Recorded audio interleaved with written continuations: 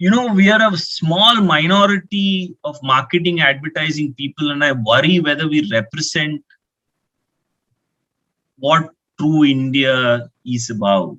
And sometimes while we need to say and push the slightly more broader progressive thinking, I'm not denying that. I think we very quickly assume that the consumer is a reflection of us. And I think it is true so it's a bit of a contradiction, right? There are many of us who carry the small town mindset, but the work we do sometimes is not reflective of ourselves. It's the work that is reflective of what we think the world should be, or a very small minority that exists. So to me, when you say what is small town, I think it's a mindset. Hello, fellows. Welcome to the next episode of Jagged with Just Ravi, conversations at the edge with thought leaders from the marketing, branding, and the business world. And today, I am very thrilled that we have Mr. Prem Narayan with us. Mr. Prem Narayan, how are you? Hi. I'm good. How are you doing? It's wonderful to have you here. So, Prem, Effie requested you to tweet your profile. If you had to give your profile in very brief, what would you say? I would say tried to be useful for the last 25 years to colleagues, brands, and people around me. That I think is it. Very nice. Thank you. Okay. So, Prem, there is a brand that you have had a very long association with, Brook Bond Red Label. And awards are on the other side, but just the way it is being brave in our culture today. What would you say about how it has stayed consistent over a very powerful idea, core idea, and yet it has refreshed itself, despite the fact that it's a very generic attribute that they have laddered, like taste. Yeah. Do you want to share, how it happened? Because, we witnessed that there was a point in time when it was taking a health stance, and now it's again, it's the largest tea brand in our country today. Okay, so just to rewind a little bit, and I think this is one of those cases where there was, I would attribute a lot of the good work on the brand as much to the client as to anybody else. And, I've sometimes clients ask us about what do you want from us as client folks, as brand people. I think fundamentally being very clear about the objective of what do we need out of advertising? Who is the source of business? I think those are things that actually started shaping Red Label on this journey. Just as you were saying, just Ravi, we were a brand that was trying very hard to take share from the local brands, the number 2, 3 brands like Sapat and Vikram #1 and all these local brands who had actually taken share away from Red Label for many years. It used to be a leader, it lost its share. And we actually went and tried many concepts to take, I would have done some 50, 60 concepts and all kinds of things, taste, health, emotional, functional, so on and so forth. None of it cut eyes really with these people, because they said, I've been drinking this tea and it's okay. I don't see any reason to shift back or to go back to Red Label.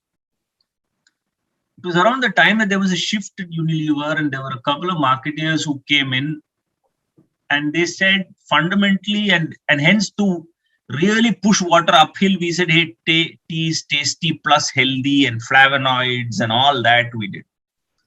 It had some success, but intuitively we all felt, are we pushing too hard with something as beautiful and simple as a cup of tea? Meaning nobody drinks a cup of tea to be healthy, right? Unless you're drinking green tea. Yeah. Then I think the journey started with Mohit, then Sudhir came in, and fundamentally we said, okay, let's look at the history. And it's a great case study of clear marketing, because one, they looked at some takeouts for me, always look at data over 15, 20 years if you're working on a large brand. And that data said, whenever you've had very salient advertising, your shares have gone up. So the first point that Sudhir came and told us is, boss, we have to create famous advertising. Just before that, Mohit and team had done a huge study where taste still came out as the most important attribute on tea. So taste was given, salience was given.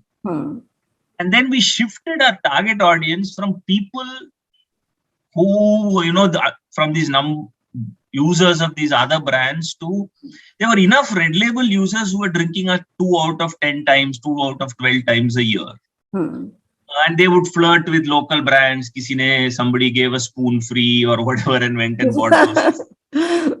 And we said there is perhaps an opportunity if we did salient advertising on an attribute like taste and got these people to recognize how wonderful their own tea is. And these are already people predisposed to Red Label. And even if they bought us a couple of times more, it would be home and dry. Now that liberated us from not doing very hard working. Like we didn't need flavonoid and heart health and all to convince these people. They anyway knew Red Label. They knew it tasted great.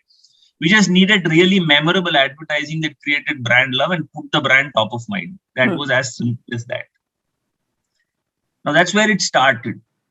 And then we asked the question, when does taste matter? Now till here, the agency we were working with them, meaning as planners, sometimes we work with clients, but a large part of what I've told you is credit to the client, not to the agency. And then we went one step further and said, okay, when does taste matter? And I remember, again, Sudhir and some of them came back and said, boss, I've gone and met a few. And again, that was another learning. However senior you are as a marketeer, if you have the humility to go and meet consumers, I think because you've had experience, you're able to get more. So Sudhir came back and told us, boss, I've generally gone and met a few consumers and I get a feeling that there's something about hospitality and taste. So when I ask people, when does the taste of tea matter a lot? Lots of people said, jab mehman ghar aate hain, when guests come home, I want my tea to taste great.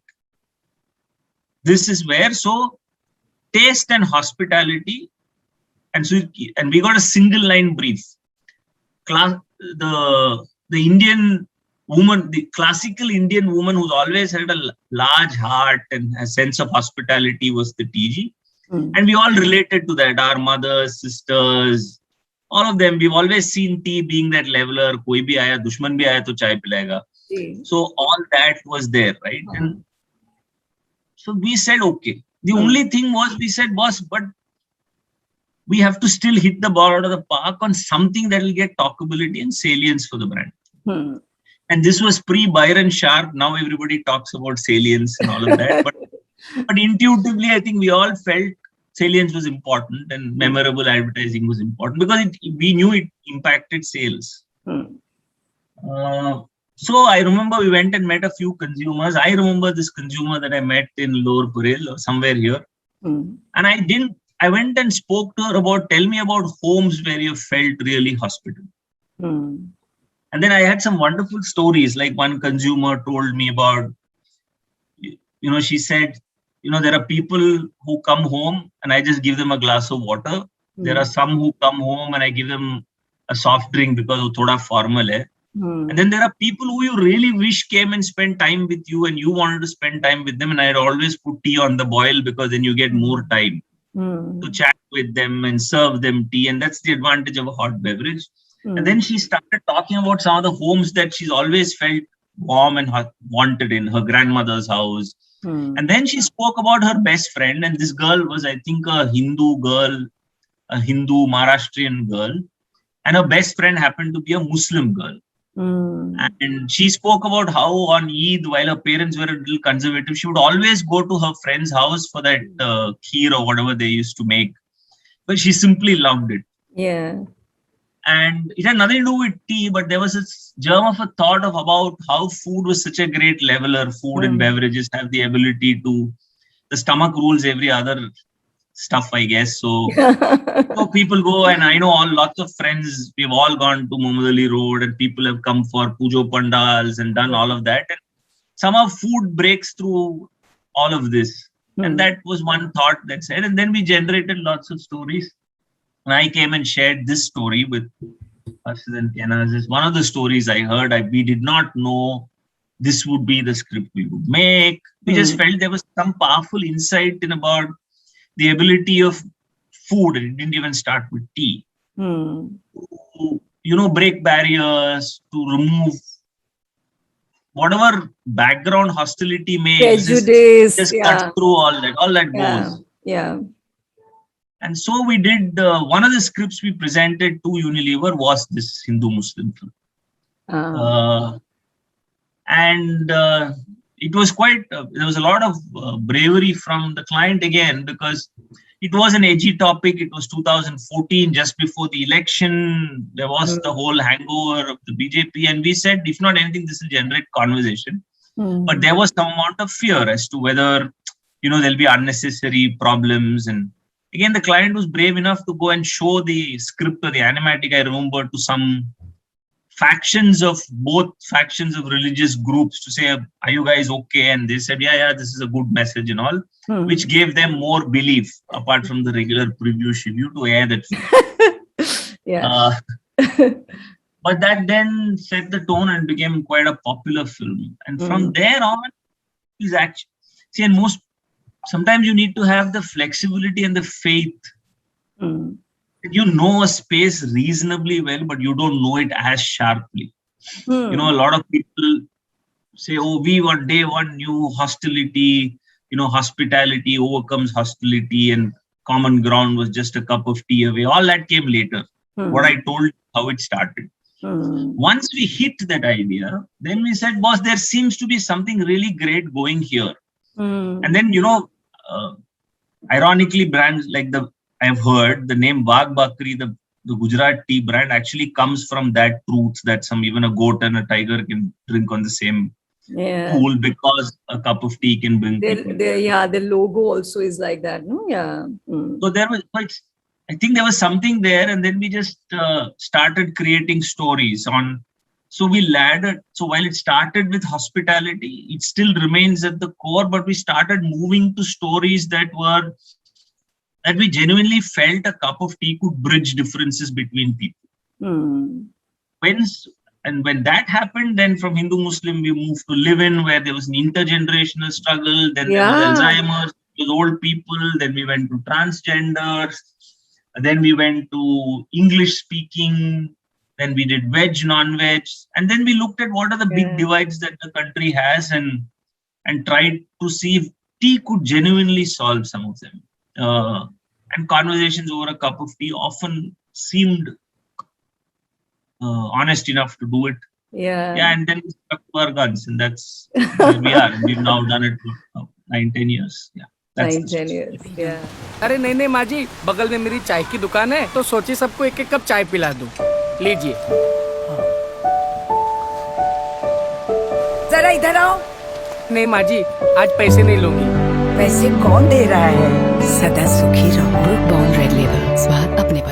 Every time one sees the ad, it's always debated. Advertising can do only as much, and how much ever you say it has to be ahead of the curve. It can only take from the popular culture. It can take from a context that already exists. But some brands have really pushed the conversation, because when you see it, it's really resonates. Every ad, it doesn't, whether it is the sex worker ad, like two women, that whole experiment, two women connecting over the fact that they're working mothers, one working in insurance and the other a sex worker, like you immediately have a bias when you think of people like this, or that kind of a woman, or, live-in relationship. The generational thing. So the communication also has captured it so authentically. I think, but I think there's some method to this journey, because I think after the first year, we started looking at, every year we would ask, okay, what's the difference that we could bridge? So each came as a brief. So generation was a breach, language was a brief, veg, non-veg was a brief. So all of them came from briefs, and then we would look at what are the most natural, authentic stories that shit. And then Harshdan Kenas and Akshay, there's a whole team there and servicing on the client side, Shiva, Sudhir, so many people who've been. The other thing I think is we were lucky to have the same set of people, which I've always noticed with great work on brands over a length of time. The core 6 or 7 people across client, servicing, planning, creative have stayed the same. When people talk about brand personality and all, and people put words, it is important. It's not the only thing. Often I feel, and sometimes a filmmaker, like here also there was one filmmaker who's done bulk of it. Because it's a voice, right? And it's the essence. And only when everybody gets together, the personality of the brand, I often think, depends on who holds it and for what length of time. So meaning we write tools and keys to ensure that it isn't lost and it's carried forward, which is great. Having said that, if you can manage to keep consistency on some elements at least, I genuinely feel from all my examples of this, or whether it's the heydays of Hutch and Vodafone, it's the people. Same client, same creative guy, same planner, same, goes a long, long way in keeping consistency.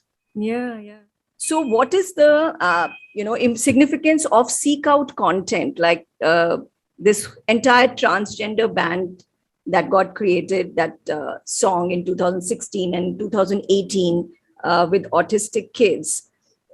How do you think it impacts the brand? Because anyways, advertising, we are saying it's going to impact in the long run. Where is it? Which metrics? Okay, so those pieces, so those pieces were done by Group M, by the way. It wasn't done by Ogilvy. Those particular transgender and the autistic. Correct. I think what's great about when you have a large idea, and I've seen it again, meaning like you and I have written Fevicol ads. Why do we do it? And it's easy for anybody to do it. Obviously, we may not be able to do it like a Piyush would or some of the creative people would. But we can all have our stories. You and I can write a Red Label film today. Is, I think, a tribute to the power of an idea. And I think when you have a brand that people love and an idea that people love, they feel they can create and generate more and something bigger. And Group M, of course, are partners. They work on the brand as much as we do. And I think they also felt there was a power in the idea to create something magical, which they did with the transgender brand. It was a piece of content. It was in line with the brand philosophy. And it was a time when I think increasingly clients are beginning to realize, and let's look at it very simply as, okay, here are more opportunities to be salient. It's as simple as that. In the old days, you could one film a year and run it, which we still do for mass media. But is it possible to be salient to a lot, at least to one section of the population who are online, and that population is increasing day by day by day? So why not? And I think that's where content starts playing a role. And pieces like this, I think, create that. One. Two, so purely from a metrics point of view, I think it gives some talkability and salience with a certain audience. Does it absolutely move sales? I'm not sure. But I sometimes think brand building is long-term sales and performance marketing is short-term sales. So all of these maybe add up somewhere in the bank to contribute to something somewhere. It may pan out 6 months, 1 year, 2 years down the line, or just create a sense of positive feeling amongst a set of people. And it was a wonderful piece. The first one, it's like an earworm. Oh Raju, and it No, it did well, and then I think it won at Cannes that year. It won at Cannes and all of that, and a lot of positivity around it. It also creates a sense of bravery across the ecosystem to push the envelope, do something new. Yeah. So all of that also, right? So yeah, Yeah. so that's what I. And Prem, you look at transgenders singing and dancing, and suddenly you are not focusing on the fact that they're transgenders, but on their talent. And whatever Yeah, the ad is trying, the brand idea is trying to do, it achieves that through this piece as well, absolutely. and so more beautifully because it has a longer time and a different platform. So yeah. True. True. No, I think Okay. that you made an important point. Just as long as it's true to the brand Hmm. and it's not stretching it into not uh, into an inauthentic space, I think Hmm. it's fine. Yeah, and you were talking about the briefs that even veg, non-veg, so many biases.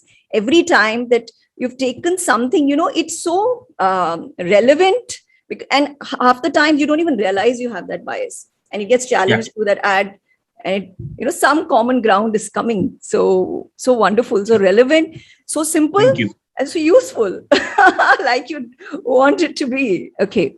So not just a Cadbury ad. Again, there's a lot getting talked about this ad, and rightfully so. In the times, COVID times, in that kind of crisis, supporting local businesses and the way the communication does, uh, combining digital data and a beautiful piece of communication that is coming from the brand idea, it was really, really exemplary.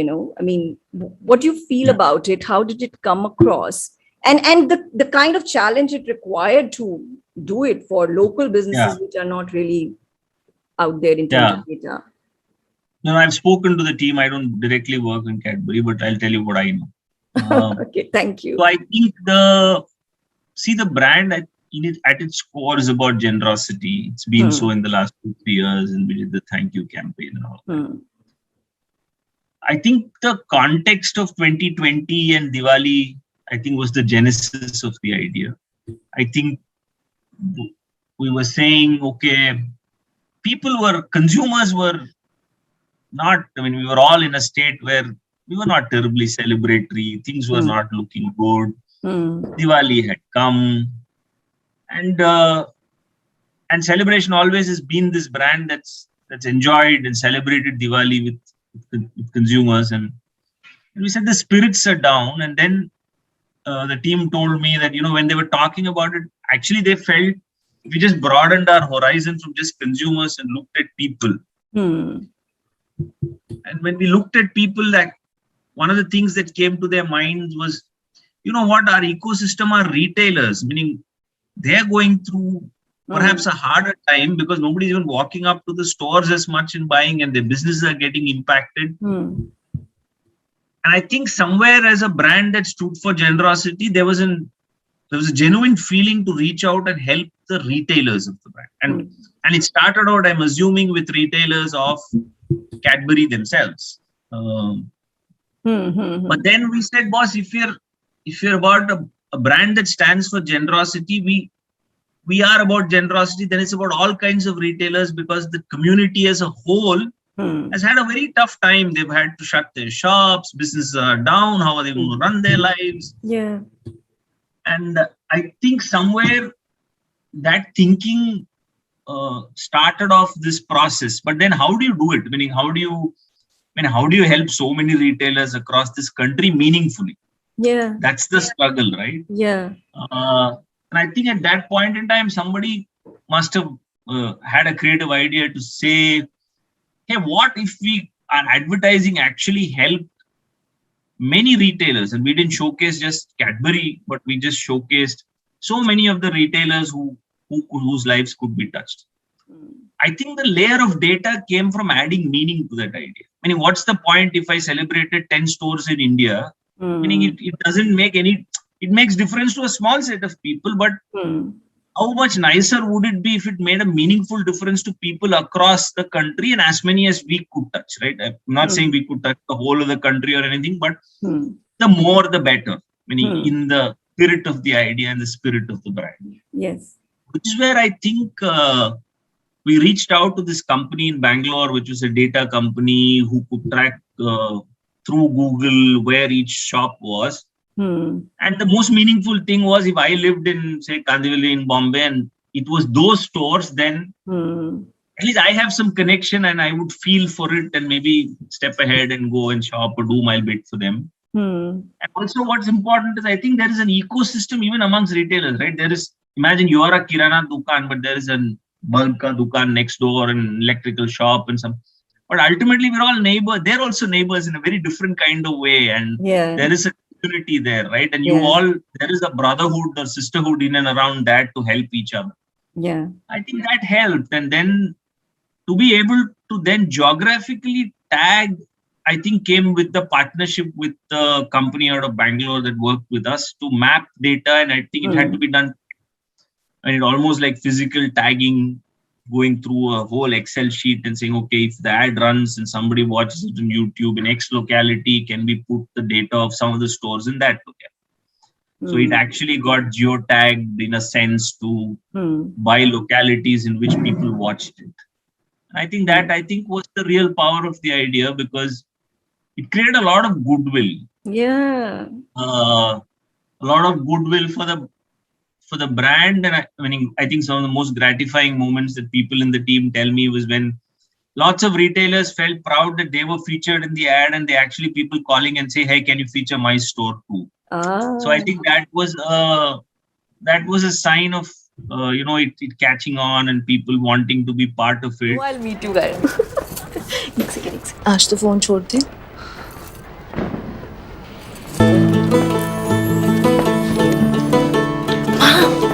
I love it. अच्छा सुनो, तुम्हारी choices class है.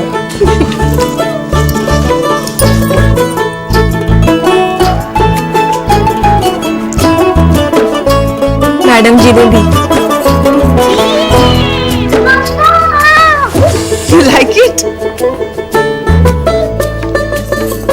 और मामी का gift किसी ने नहीं सोचा. सबसे मीठा गिफ्ट तुम्हारे लिए. ये मेरे लिए है. हमारे आसपास की जो दुकानें हैं उनकी दिवाली भी तो मीठी होनी चाहिए ना.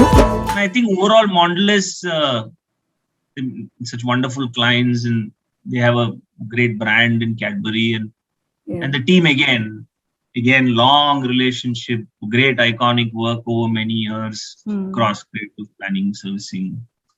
I think that panned out and I think it made some difference to people, but it also again like opened our eyes to some new possibilities, I would say, on how to use data. And when something like that happens, internally we all feel, okay, we've moved one step ahead into something new, which we didn't know before. And hopefully we'll try and keep doing something like this as we move forward, right? So I think it becomes part of the creative culture of the place and the clients. I think those are nice. Yeah. And Prem, this was such a strong sentiment, during COVID. A normal person would want to support. And how should I support? How should I and support the local, because there is more trust there. And this whole vocal for local, I think, came later. But you want to support and you don't know how. So this is very simply telling for the consumer also, facilitating that in the COVID crisis. It's just again bringing up some shops that you care for. Yeah, I mean, even if you don't buy, you just sensitize to something that's going on. Okay, so now another ad, Cadbury ad. But I was at that same time, I was getting reminded of the Red Label ad where the neighbor, care for your neighbor who's just come back from the hospital or something, who had COVID. Also sensitivity and, because there again, there's such a lot of bias. That was it was a very interesting point of view, which was actually, we are actually talking of physical distancing, but not social distancing. Yeah. Right? And that actually was at the brief or the core of that idea, if I remember right. But it says, okay, we don't have to physically be close to somebody, Yeah. But that doesn't mean we have to socially ostracize anyone. And it actually came from, and people Yeah. were scared. So they didn't know how to respond, right? Oh, floor pe koi, somebody has COVID. Suddenly, like everybody is shutting doors and closing Yeah. up. उस वाला Amit hospital से देखो महीने भर उसके घर से दूर रहेंगे। ये तीसरा कप किसके लिए? अमित के लिए। क्या? उसे अकेले रहने के लिए कहा है, अकेला छोड़ने के लिए नहीं। हम दूर रहकर भी अपनापन दिखा सकते हैं। ब्रुक बॉन्ड रेड लेबल, स्वाद I अपने think these are all small efforts that may have done their little bit, hopefully, to sensitize people. I don't think advertising changes the world. It can maybe contribute in its own small way to some things, maybe, but Yeah. also because I think advertising has the ability to be beamed across platforms because somebody is spending money on it. Yeah. So just the point of people able to see it is more, and see it many times is more. Yeah. So yeah, in your own small way, if you can help, and it does help. Not to say that, and there's always a point of marketing which is also about, I think. See, I don't think it's a purely selfless motive. I think there are always. I think it's good to be honest about. I am doing something that will help people feel good about me. In the process, if I'm also making some small shift in people's thinking or mindset, why not? I think that's the closest we can get to. And I think that's what these pieces do. And because they just communicate, right? For example, we're not doing anything. Yeah. Just Yeah. trying to get people to see a different point of view. Yeah. But Prem, this goes a long way. Recent, you know this more than anyone. I mean, this is humility, and this is putting things in perspective that advertising would do only that much. But a brand taking a stance on a social issue, like that whole bravery thing that you talked about, it actually creates more trust in the consumer's mind for the brand. Like today, the Edelman report, I was just talking to someone, they have clearly said that the more you take a stance, whether it's the CEO or it's the brand, on the social issues, on what's really going on around you, is creating more brand affinity, and trust is the new equity, so the Cadbury reimagined classic, Prem, Good Luck Girls. So did it work? Did it do? Why did you have to do it? There's so much talk about it, but I'm sure it achieved whatever it was meant to achieve. What I really liked about the fact, and I was talking to some people, is the fact that, anyways, nostalgia is working in this kind of an ad. You sometimes go and watch the classic again. It really gives you goosebumps. It is so spontaneous and alive in emotion. And then in that context, I mean, correct me, this is my opinion, that you have changed the protagonist and created another dimension of emotion for women and a supporter. And I must tell you that the spontaneity would not have come unless you'd taken a Sardar. Yeah. So what do you feel about, that communication and what it achieved?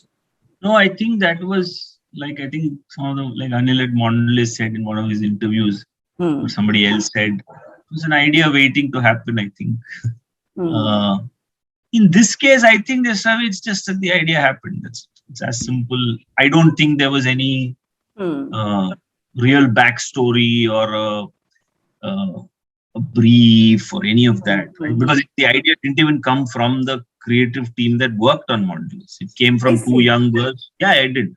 If you've seen some of the interviews, you would have seen. Yeah, it came from two young girls who were working on some other brand, and they were brainstorming on something else. And they took a break, and then suddenly they had this idea, and then they shared it with their creative director, who also was not working on Mondelez, and then it came to Kesh and Harshad and Kenas and all of that. Yeah, it was pure. It was a creative-driven thought. What we mustn't forget is this idea exists because that idea exists. Yeah, yeah. To your point on nostalgia, I think it was perhaps one of the most iconic pieces of Indian advertising ever Uh, and that somebody said it, I think it was beautifully reimagined in a context today that was resonant. And I think the idea came, and then it was in line with the Cadbury point of view of, generosity and getting people who are generally not recognized or not given their due to be given their due, right? Like even if you see the thank you campaign, it's the drivers and all of that. And at some level, sport, there was a feeling that women's sport wasn't getting recognized. कुछ खास है हम सभी में, कुछ बात है हम सभी में, बात है खास है, कुछ स्वाद है, क्या स्वाद है जिंदगी में। Cadbury's Dairy Milk. The idea came first, but it still started with the brand. So I don't think anybody blinked at the Cadbury end or at the Ogilvy end to say, hey, this might be a fantastic idea. I think the debates and the struggles would have been, I'm assuming, hey, can we recreate the magic? Because it's very, very difficult. And which is why I think some people said it. I don't think it was a sequel, it was reimagined. Yes. But to your point, I think executionally, which is why many things were kept the same. Same music, the same setup, everything was the same. Everything was the same. In fact, somebody said, everything was the same. Somebody said, "वो पहले ad में कबूतर था, इधर कबूतर दिख नहीं रहा है," or something. But everything was the same, except for the reversal in the roles, which I think was what made it. It brought out all the nostalgia of the past, but didn't make it like, "अरे उसने फिर से कर दिया." Vis-a-vis, added something magical that to such a great idea, but it yet had its own flavor, like you said, with the girl and the Sardar, and all of that. I think that's what happened. I think it was a fabulous breeze, brought back so much nostalgia. I watched the original Piyush's interview with Louis Banks and Shankar Mahadevan, which he did with Roshan, which any of you, if you would like to watch, you should watch. It was quite an emotional ride on how they created that advertising 30 years back.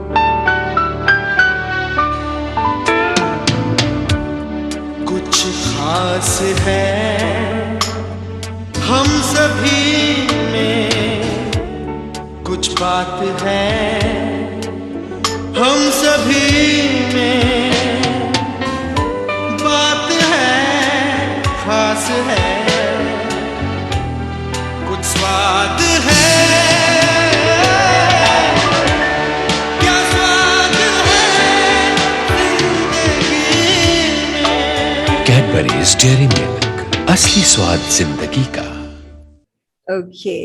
So, Prem, now somehow I had this segment in mind, small town consumer. Would you like to share any two emerging trends for the small town consumer segment? So I was thinking about it because let me put it this way, right? Yes. Now let's just rethink small town as a mindset and not a demographic. Lovely. Okay. So the moment I do that, I am small town. Me too. There you go. I think 95% of India would then be small. Think about it. Because a lot of us, I grew up in some small town in Madurai. You must have grown up in somewhere else. Ludhiana. In Ludhiana, right? Like, look at it.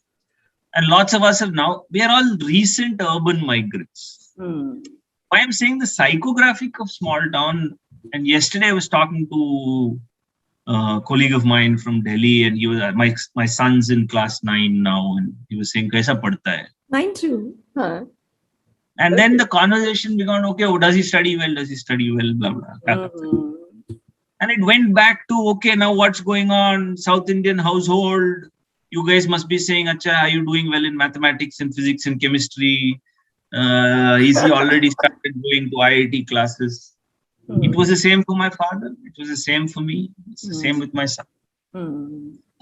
Nothing's changed. On advertising slides, we say all this, modern parenting and progressive parenting, and let my son go become cricketer and ballet dancer and all of that.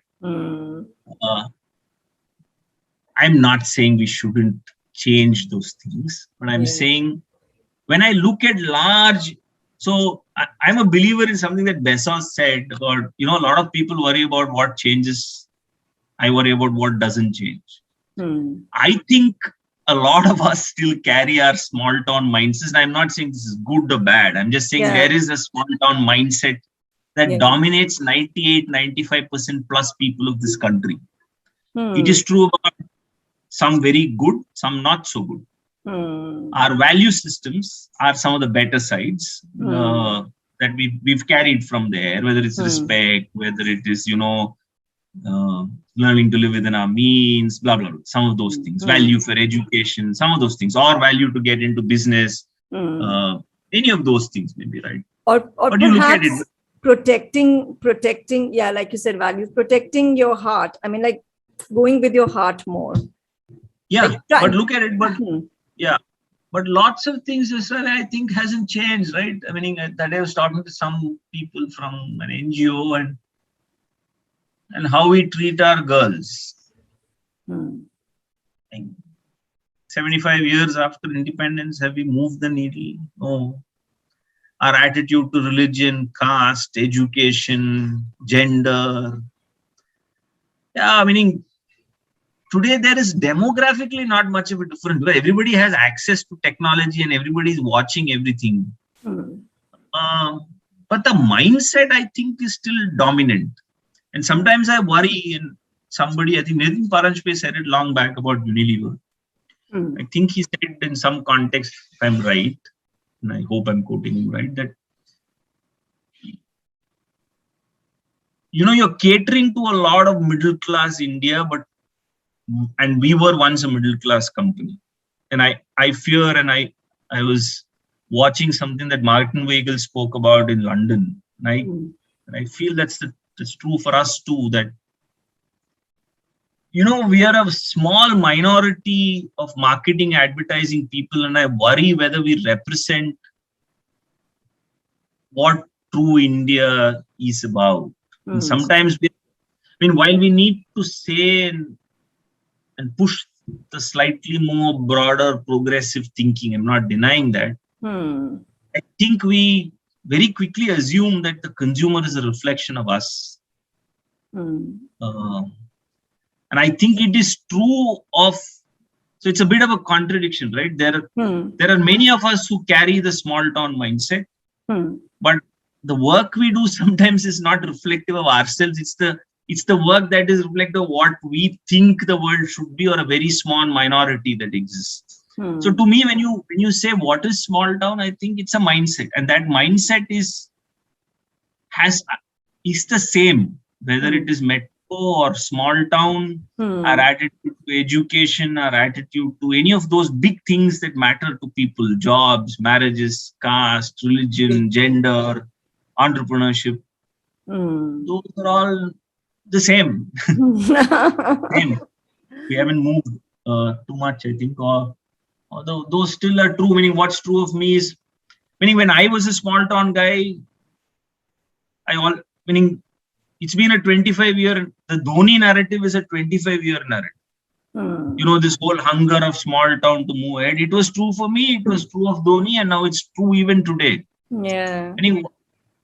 It's not like phenomenally changed because we are such a large country, and this mindset persists across. It's not a mindset so core Indian values, I think, are. So to me, India is small town. Large. If we all dig into our true selves and where we come from in our identity, and not necessarily our projected selves, I think we'll be true to consumers. I also feel the other point, I think, is sometimes a combination in marketing of segmentation that is defined not by us, and the anglicization of it blurs us. Like, like millennial, Gen Z, baby boomer. First of all, I don't understand what is the significance of 1982 to India. Why millennial or whatever that definition of millennial is, or baby boomer. I mean, maybe in India it's more relevant to talk about post-liberalization kids or more post-internet kids, and pre-liberalization kids, or people born pre-emergency. God knows, there may be some other markers. And then we talk about, and then the moment we say millennial, we have this, we put the English hat and think of this, English-speaking cool youth. Who says so? Meaning I went and met some consumers for Amazon in Vakola in a small house of a guy who's a welder, and who was saying, why should I buy a television with Jio or whatever? I can phone में सब कुछ हो जाता है, घर आके बच्चा का पढ़ाई भी खराब नहीं होगा, टीवी का EMI नहीं भरना पड़ेगा, my wife and I can watch Marathi serials. He was 32. Why don't we call him a millennial? When we say millennial, we think so. Yeah, so I think the point about small town is I feel it's more psychographic, and it exists everywhere. It's not. Yeah. In India, small town is not size of town or chota shahar. I think it's the dominant value system of this country. Lovely. Lot of us carry it. Yeah. And rightfully so, because we all came from there. We're still not an urban country, unlike even China. So beautiful. Yeah, this is amazing. And it's so true. I mean, it's just whatever you said, it just resonated, because I am a small town girl, and nothing will change that. And no matter how That's the point, right? Just look at it. There are two badges that all Indians wear. I am middle class and I'm small town. There are very few people who don't say that, right? Everybody we meet, and we say it with a little amount of pride, if I may say so. Yeah. And then suddenly when we do advertising for what we think is small town, we are talking lowest common denominator. Not true. Small town is us. What works for you works for small town. There is no difference, in my view at least, on 99% of anything that matters. Then there is the absolute downtrodden, which is another problem altogether. But otherwise, we have more in common than more different.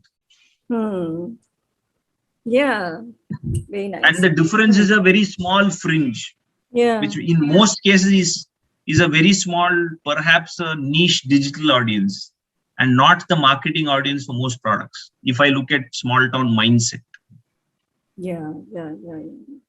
Yeah, I mean, if you're deciding with your beliefs, you're making your decisions with your emotions, your beliefs, and your subconscious or whatever is there, then what is going to rule, what you're carrying with you all the time is that. So which is why sometimes I feel if the opposite is not there as much, like we don't talk so much about large town. Why don't we? It doesn't exist.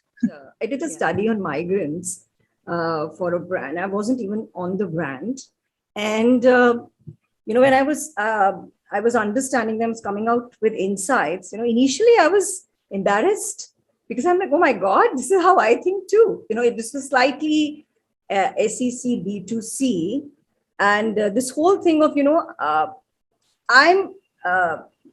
so the primary thing that they talked about is that I have come to a big city. I'm jutting out right now. Okay, that part will, we people would not think, but I'm jutting out because of the way I talk and I look. I'm going to merge. They will not be able to make out very soon. I'll be very successful. I will not show my cards. They won't realize unless I've done it. And then, but I will not change my heart. I will still be that simple person. I will marry someone from small town, like who has that same mindset. So I'm mingling about, amongst these people who are underestimating me. I will make it, but I will not change the core of me. That kind of clarity. And this was like, people who've just come 20, 21-year-olds in their first job, like the jobs are also like working in a retail or this thing. And I was amazed at their clarity. The success for them is when I go back to my house, how am I received there in that town? That You is make an interesting point just now, actually. And I'm going back to Covey, maybe when he says personality and character ethic and all that. I think all of us we've worn new clothes. We speak a different tongue now. We've learned some of the other things that come with maybe a little more education, sophistication, and so on and so forth. But like you're saying, we have done all of those to adapt to some of the more, which are needs, right? Genuinely, we need to move ahead, interact with different people. And I'm sure it also changes, impacts us in small ways. I'm not saying it doesn't. So none of these are either ors. But I think a lot of the fundamental roots, till I think a point like still a lot of us go back home, our parents are there or our parents live with us. So we still go back to our small towns. Maybe it won't be the case 50 years from now. The next generation, maybe it won't be. But for a lot of us, I think the character and the value systems and our emotions, like you're saying, like how many of us call ourselves small town? Lots of us. Lots of us.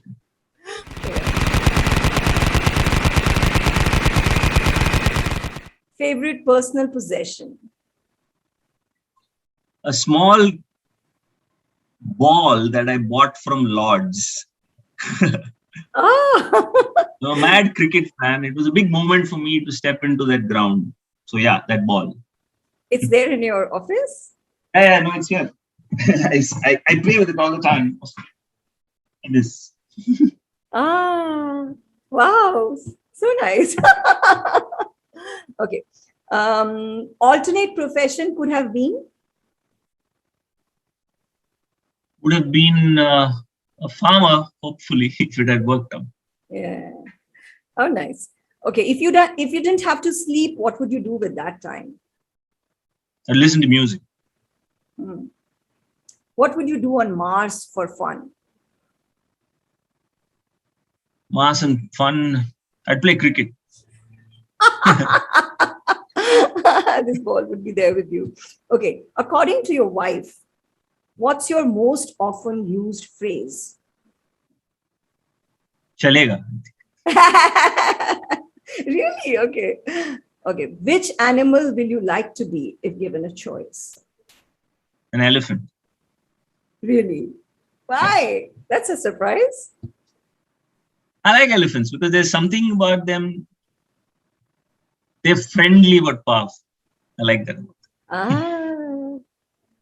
Yeah. And not in an aggressive way. I mean, like, they just Not aggressive. Like they're friendly. They're useful creatures. Just go about in their own sweet way. They're quite loyal. They have terrific memory. Yeah. They're not aggressive, but they can have their odd day when they can get mad. I like that liberty. Sufficiently warned. Okay. What one thing you love about your son? He never lies. It's passed on. A book you'd like to gift to all your friends? Okay. If it's a planner, I would like to tell them to read How Not to Plan. It's been the finest planning book I've read. Okay. How Not to Plan by, I think, Binay and Sarah. Outstanding book. It's available on, I think, Amazon. 66 chapters to some set of articles they wrote. If you're a planner or anybody in marketing, highly recommend. Awesome. Simple. Yeah. Thank you. Okay. What would you tell your 18-year-old self? Don't do engineering. I've been defending it always. But you're like, okay. Okay. What's next? Study, actually, if I could. Yeah. I've always enjoyed studying. And I think I will enjoy studying a lot more now than I did when I was young. Favorite dessert? I like Cadbury fruit and nut. I eat it every day. Cadbury? Fruit and nut. That chocolate. Oh, really? Nice. Okay. Prem, would you like to share any online address where people can find you? Yeah, you could just mail me on prem.narayan, prem.narayan @ogilvy.com. Happy, just reach out. Anything that I can be, like I said, useful, I'll try and be that. Yeah.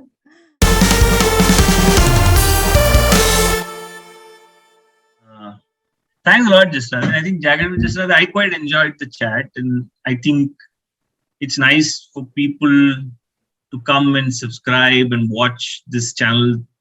From the 1 hour that I spent today, I know for a fact that she's got some interesting questions that hopefully will bring out some real stories that come from people's experiences. And I think each one's experience adds some flavor. So yeah, please do go and subscribe and watch. Jasraj is a good friend, so you must.